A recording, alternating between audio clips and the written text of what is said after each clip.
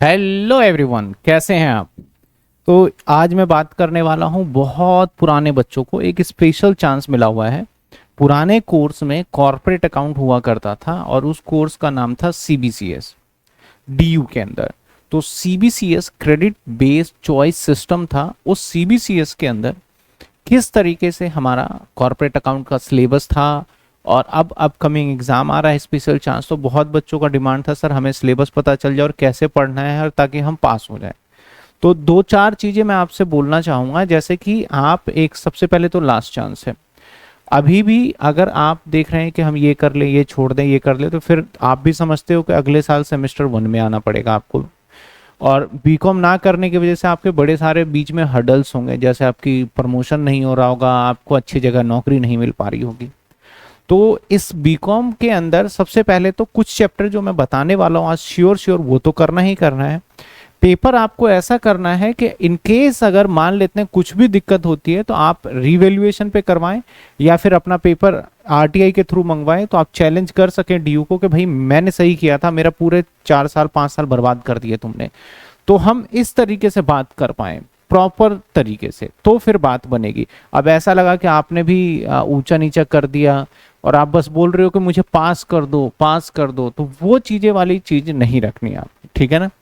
तो हम बात कर रहे हैं sir B Com corporate account CBCS. अब ये जो कॉर्पोरेट अकाउंट है ना, एक तो सेमेस्टर 2 के अंदर था, that is a B Com honours में, और पहले था सेमेस्टर 4 के अंदर, ये था हमारा बीकॉम प्रोग्राम में।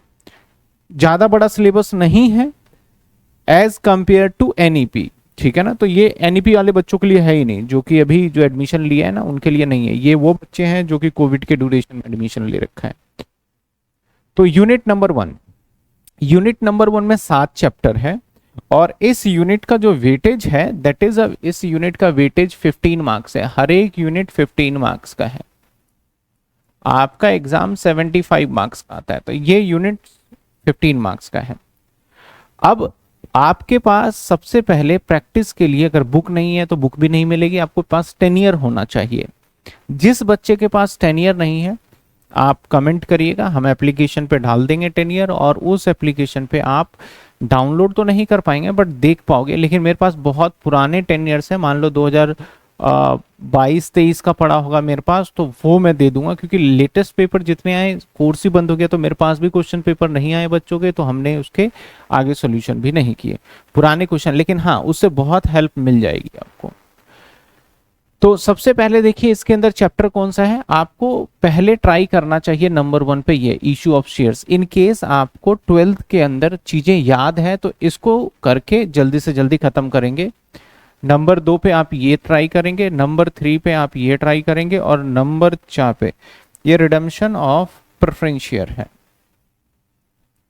नंबर 4 पे ये आपके पास बचे issue of debenture, redemption of debenture, ESOP, ये आप कंप्लीटली छोड़ दीजिए। क्यों कह रहा हूं छोड़ दीजिए, क्योंकि इसमें और इसमें आपको ऑप्शन मिलेगा।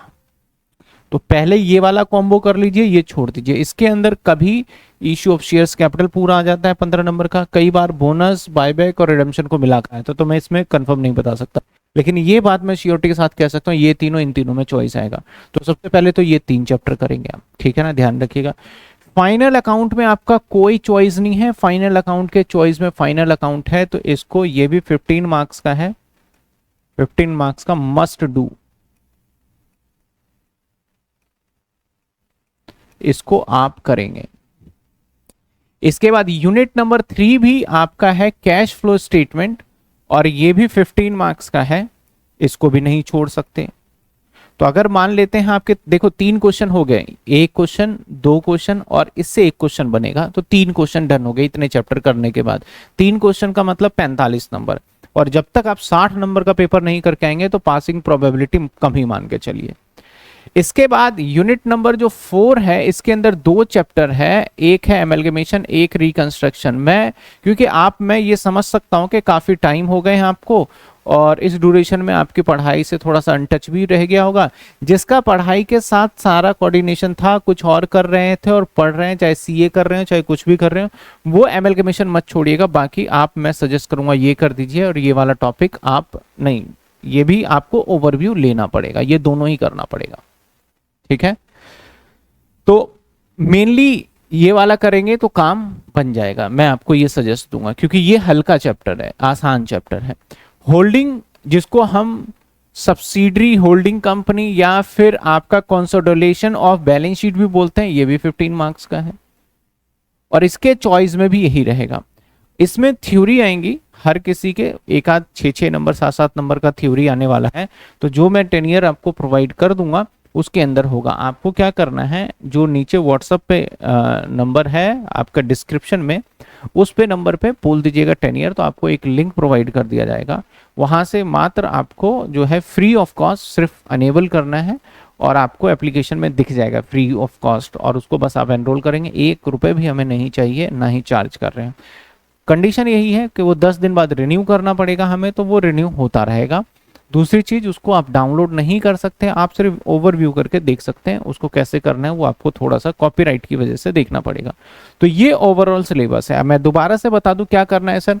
एक तो इशू ऑफ शेयर्स करेंगे, एक बोनस करेंगे, बायबैक, रिडेम्पशन खत्म, कैश फ्लो कर लेंगे, और आपका फाइनल अकाउंट, क्योंकि ये दोनों कंपलसरी है, ये दोनों जल्दी भी हो जाएगा, तो इससे 45 नंबर हो जाएगा। यहां से आप इंटरनल रिकंस्ट्रक्शन कर लीजिए, तो आपके, मैं कह दूं, गारंटीड कहता हूं कि आपके लगभग 55 से 60 नंबर हो जाएंगे। अब इसके बाद अगर आप एमलगमेशन करते हैं तो वेल एंड गुड, नहीं तो एमलगमेशन छोड़ना चाहे छोड़ सकते हैं। इसके बाद इसके कुछ टर्म्स कर लीजिए। ऑल्दो इस वाले टॉपिक के अंदर आपको क्या करना होता है, बैलेंस शीट 2 होते हैं और दोनों बैलेंस शीट को मर्ज करना होता है। तो आप पहले स्टार्टिंग की क्लासेस देखेंगे तो आपको समझ में आ जाएगा। अब हमारे चैनल पे जो अभी वीडियो डल रही है वो एनईपी के अकॉर्डिंग डल रहे हैं। एनईपी हो चाहे सीबीएस हो, जो चैप्टर के नाम दिख रहे हैं वो दोनों के अंदर कॉमन है, लेकिन होल्डिंग चैप्टर आपको नहीं डाला हुआ मैंने इसके अंदर, तो वो आपको खुद ही देख के एक बार करना पड़ेगा कि किस तरीके से करना है। हमारे एप्लीकेशन पे कोर्सेस अवेलेबल है, जिसके अंदर आपको सिंपल सी बात है 450 रुपए का कोर्सेस प्रोवाइड किया जा रहा है सीबीसीएस वालों का। आपको जिसको कोर्सेस लेना है, सिस्टमेटिक करना है, वो एज योर चॉइस, ठीक है।